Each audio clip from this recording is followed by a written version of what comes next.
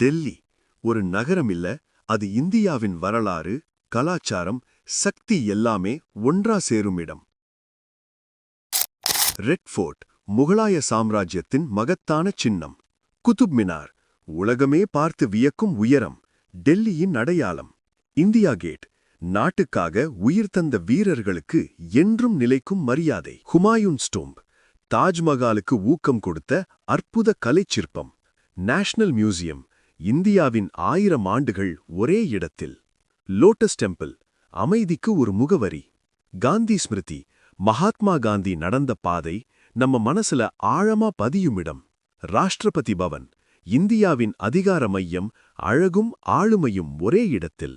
Jawaharlal Nehru memorial museum. இந்த எல்லா இடங்களையும் எக்ஸ்பீரியன்ஸ் பண்ணணுமா?